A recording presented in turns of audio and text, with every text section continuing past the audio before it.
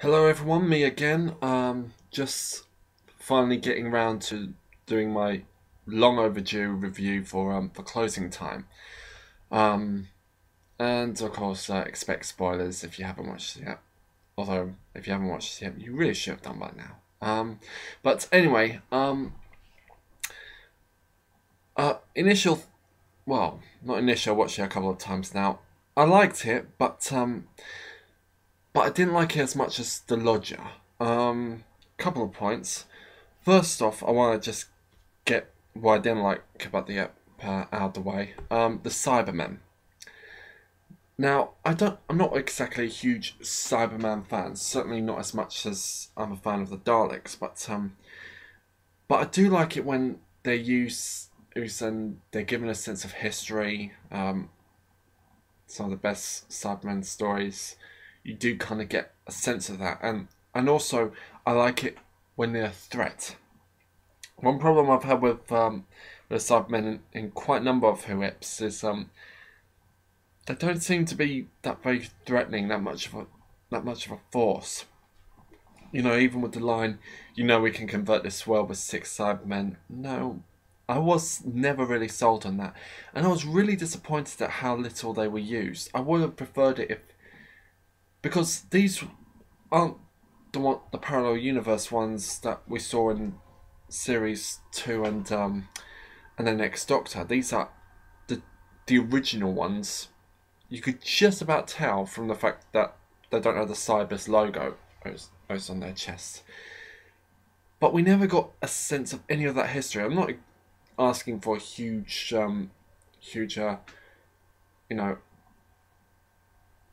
backstory given to the audience that takes up minutes of unnecessary dialogue. But I just wanted to get a sense that that they were threatening, that they were present, and some. No, to be honest, they just did not seem that necessary to the story, which was a real shame.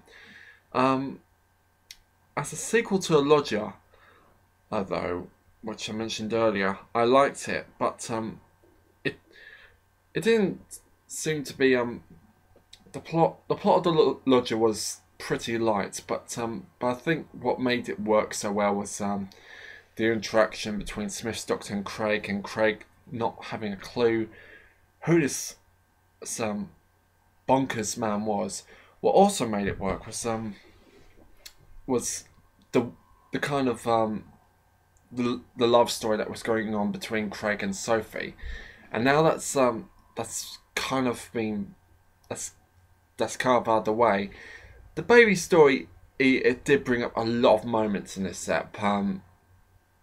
It's Stormageddon, absolutely brilliant, but and there were plenty of moments that made me laugh.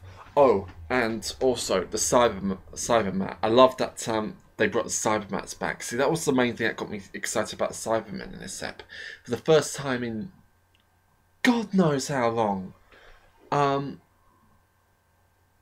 Possibly, I'm thinking since Revenge of the Cybermen.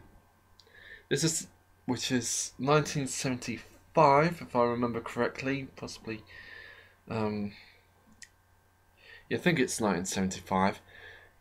So yeah, for the first time in over 35 years, we finally see a Cybermat again.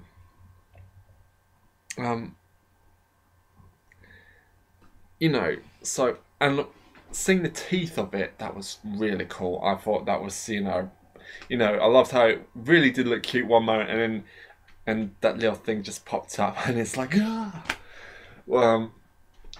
which I really liked that little detail. So, yeah, I suppose that's something that's something that I liked about Cybermen's return in this ep. Also loved the the relationship between the Doctor and Craig, the friendship that's between them. That Craig doesn't mind the Doctor coming around. It's not like oh, it's you, it's you again. We're all in danger. Well, he is kind of like that, but he also thinks that if the Doctor is around and there is danger, the Doctor's the safest man to be, because danger doesn't necessarily follow him around. Well, it does sometimes, but not always. But Craig's also seems to be under the impression that the Doctor follows danger around. So, I think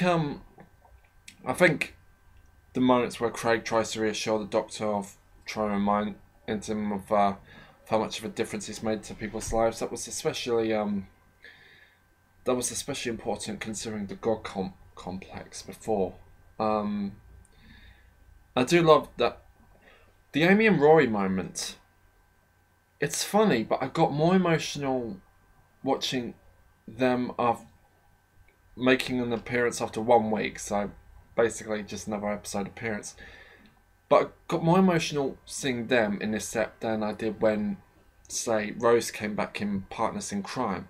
And I think what really tugs at the heartstrings was the sense that they had moved on from the Doctor. A genuine sense that they were getting on with their lives. And the Doctor's reaction to them. And you do get a sense that it has been a very, very long time since he's seen them. So, again, that was something I liked. I also loved the blue envelopes at the end and the Stetson. So there was some stuff that I liked about the ep. It was a bit hit and miss. I give it 3 out of 5. It is, out of all the penultimate episodes we've had so far, I'd definitely say this is possibly the weakest out of 6 series. But that's only because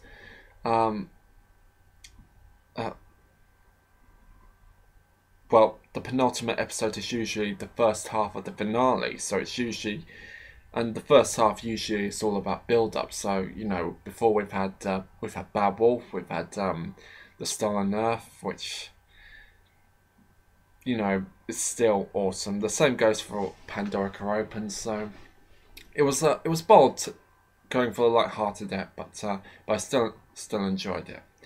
So 3 out of 5. I took it for what it was, the calm and before the storm. Oh, and also gotta say that I did enjoy the cliffhanger ending of and how it seemed to establish that really everyone in the universe knew that that the Doctor dying by Lake Silencio and the Impossible Astronaut. Everyone in the universe across time and space knows that that's the Doctor's death. Well, not everyone in the universe, obviously, but there's a general sense that I was thinking at the time, okay, they're making it really difficult to write themselves out of a corner with this one. And I was thinking, how the hell is Stephen Moffat gonna get himself out of it? Which leads me, of course, to upload my next review right now for Wedding of a Song.